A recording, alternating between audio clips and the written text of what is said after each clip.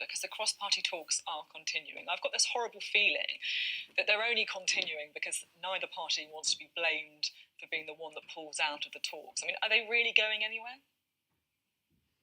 Well, I hope so. I think it's been broken down into distinct work streams around consumer rights, environmental matters, and workers' rights, trying to find ways in which to embed those principles into an agreement.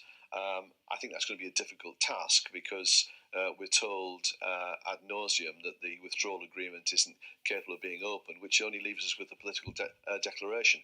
My worry about that is that people are putting their best endeavours to work, but if come a change in the leadership of the Conservative Party, that may all count for nothing, and that's the worry. And I think my colleagues are trying their very best to find a way through this so they can have those assurances that any progress that is made is embedded and entrenched in that way.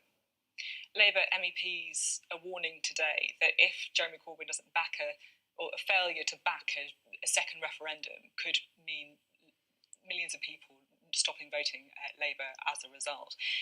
Is a second vote still a red line for the Labour Party when it comes to these talks?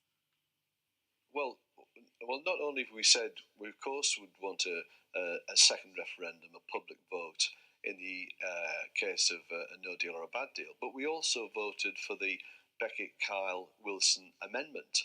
But sadly, the numbers don't exist in Parliament currently to get that across the line. So we do have to redouble our efforts in terms of these negotiations and see if we can find a way through. But so is it a red line? Like Richard Corbett's made a very interesting intervention today. It's not new. I'm very familiar with the argument that we should have a public vote in opposite any agreement. I'm also very aware that a lot of my colleagues up and down the country from Leave seats find that difficult. So this is not a new dilemma for us, but I think we've got to take these issues stage by stage, and we're now involved in serious discussions and negotiations, and I want to see where those discussions and negotiations take us before we can go on to the next stage of this long and awful process, because we've said consistently that we respect the outcome of the referendum, but we don't respect the way in which Theresa May's gone about this and has put us in this dreadful position. We are up against it, and it's her fault entirely.